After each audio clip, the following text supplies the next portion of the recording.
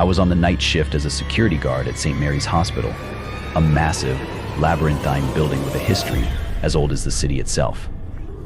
It was well known among staff and patients that strange occurrences were a regular part of the hospital's after-hours routine, but nothing could have prepared me for what I was about to face. As I made my rounds, the empty hallways seemed to swallow the sound of my footsteps. The flickering fluorescent lights cast eerie shadows that danced on the walls, amplifying the sense of unease that hung in the air. It was well past midnight when a call came through on my radio, requesting assistance in Ward 13, the oldest and most isolated section of the hospital. Reluctantly, I made my way to Ward 13, my heart pounding with a mixture of curiosity and dread. The heavy oak doors creaked open, revealing a dimly lit corridor lined with closed patient rooms. The air felt colder here, and a sense of foreboding settled over me like a shroud. As I patrolled the silent ward, a faint whispering reached my ears, a chorus of hushed voices that seemed to emanate from behind the closed doors. The hairs on the back of my neck stood on end as I strained to make out the words, but they remained just beyond my comprehension. Determined to uncover the source of the whispers, I approached one of the rooms and slowly pushed the door open. The room was empty, bathed in an ethereal moonlight that seeped through the curtains.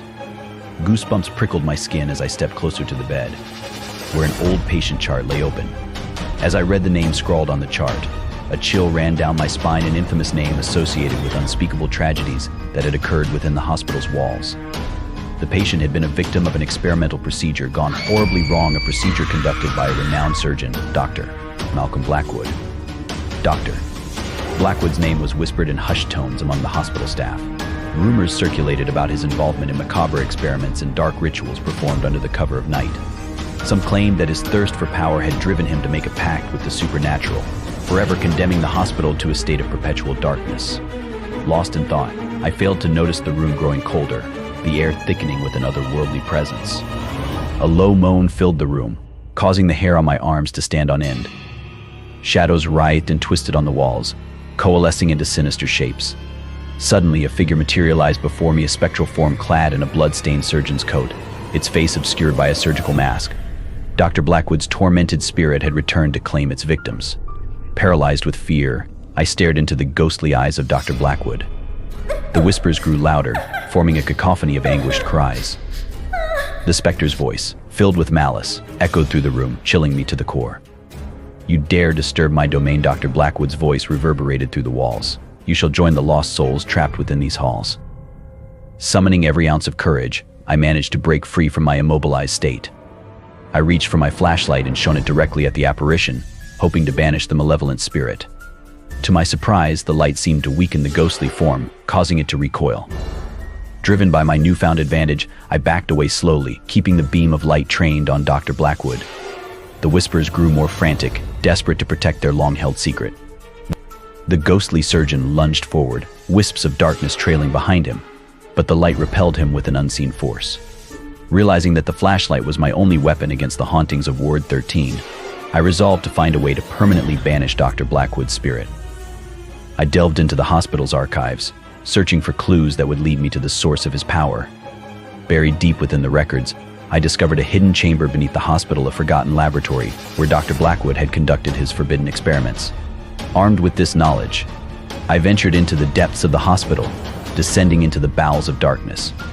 The underground chamber was a chilling sight, a macabre amalgamation of surgical tools, arcane symbols, and forbidden texts. The air was heavy with the residue of dark magic, and the walls seemed to pulse with an ominous energy. In the center of the chamber, I found an ancient book, the grimoire that had granted Dr. Blackwood his supernatural powers. With trepidation, I opened the book, its pages filled with incantations and forbidden knowledge. I searched for a ritual. Guided by the words inscribed in the grimoire, I prepared for the ritual that would sever Dr. Blackwood's ties to this realm. As I gathered the necessary materials, a sense of urgency gripped me. Time was running out, and the restless spirits of Ward 13 grew more agitated with each passing moment. Returning to Ward 13, I stood at the epicenter of the haunted ward, surrounded by the closed doors of the patient rooms. The whispers grew into a deafening chorus, drowning out all other sounds. With trembling hands, I began the ritual, reciting the incantation with a voice filled with determination. As the words left my lips, a surge of energy filled the air. The walls trembled, and the doors of the patient room swung open, revealing the tormented souls trapped within. The restless spirits reached out, their spectral hands clawing at me, desperate to maintain their grip on the living world. With unwavering resolve, I continued the ritual, my voice growing louder, drowning out the cacophony of the ghosts. The light from my flashlight flickered and danced, casting a protective aura around me. The apparition's strength waned, their grip on reality slipping away. Then, in a blinding flash, the spirits were gone, leaving behind an eerie silence that permeated the ward. The whispers ceased, and the cold air began to warm. Dr. Blackwood's specter, once powerful and menacing, dissipated into nothingness, his reign of terror finally brought to an end. In the days that followed, the hospital underwent a profound transformation. The once haunted Ward 13 was now a place of tranquility and healing. Patients and staff reported a sense of calm that had eluded them for years. The rumors of strange occurrences and ghostly apparitions became a distant memory. As for me, I left my post as a security guard, forever changed by the horrors I witnessed.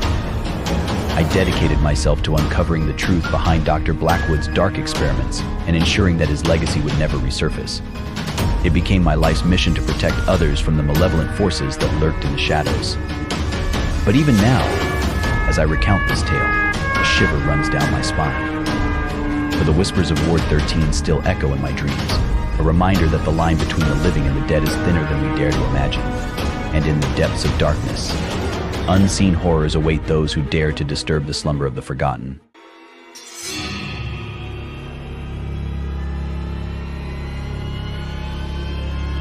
I had always been drawn to the eerie and mysterious, which is why I eagerly accepted the position as a security guard at Oak Ridge Hospital, a place rumored to be haunted by the restless souls of its past.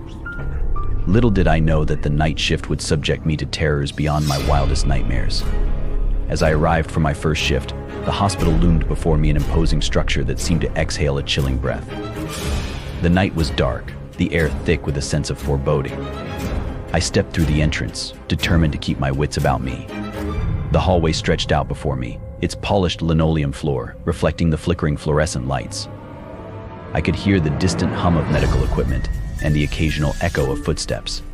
The atmosphere was heavy, as if the building itself held secrets it was reluctant to reveal. My duties began with a routine patrol of the hospital's various wings and floors. The silence was deafening, broken only by the intermittent beeping of monitors and the distant murmurs of the night staff. As I made my way through the dimly lit corridors, a chill ran down my spine, as though unseen eyes were watching my every move. It was during one of my patrols that I first encountered the inexplicable.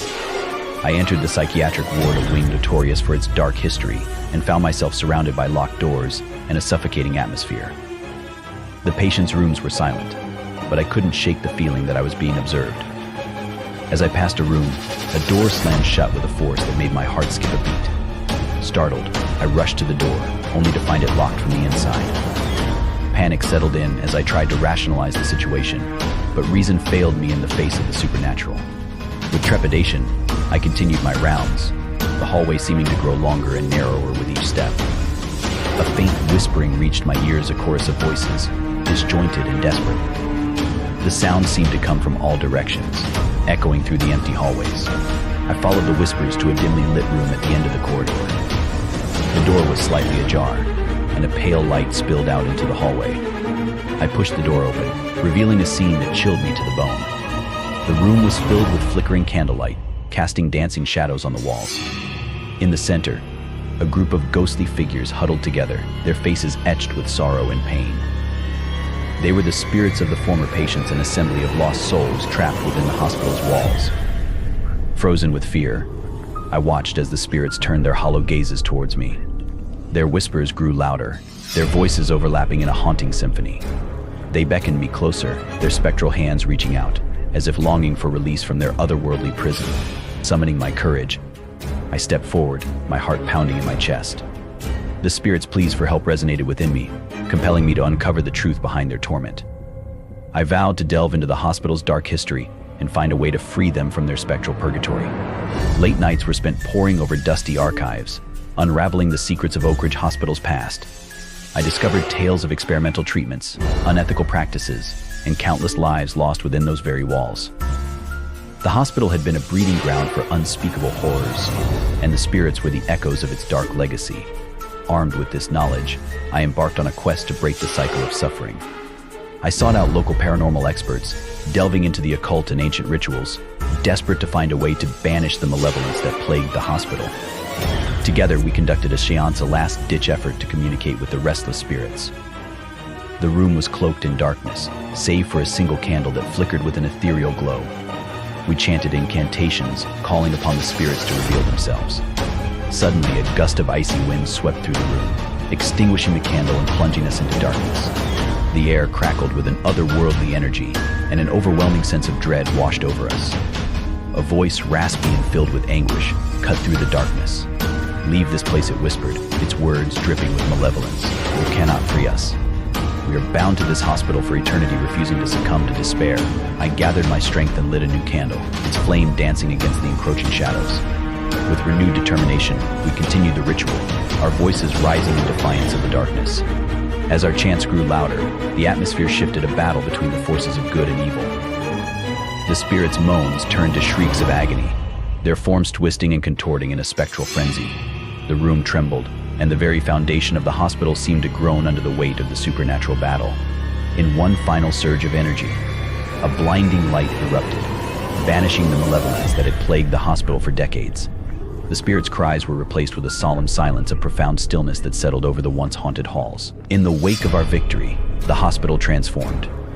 The atmosphere lifted, and the heaviness that had clung to the air dissipated. The rumors of hauntings gradually faded, replaced by a newfound sense of peace. The spirits, finally freed from their torment, found solace in the light that had vanquished the darkness. They moved on, their ethereal forms dissipating into the abyss, leaving behind a profound sense of closure. The hospital, now cleansed of its malevolent past, continued its operations with renewed purpose. The staff, once burdened with hidden fears, embraced the newfound tranquility. Patients healed, hope was restored, and Oak Ridge Hospital became a beacon of healing in the community. As for me, the experience left an indelible mark on my soul. I had witnessed the depths of darkness and emerged victorious, a warrior against the supernatural. Though haunted by the memories of that fateful night, I found solace in knowing that I had played a role in liberating the trapped souls that had suffered for far too long. To this day, as I walk the halls of Oak Ridge Hospital, I am reminded of the horrors that once lurked within its walls. But I also carry the knowledge that courage and determination can triumph over even the most terrifying of adversaries. And so, I continue my duty, forever vigilant, protecting the sanctity of the hospital and its newfound peace. But deep down, I know that the scars of that night will never truly fade. The spirit's whispers still echo in the recesses of my mind, a constant reminder of the darkness that can lurk beneath the surface of even the most ordinary places. And though I bear the weight of that knowledge, I am grateful for it, is the price I pay for having stared into the abyss and emerged stronger on the other side.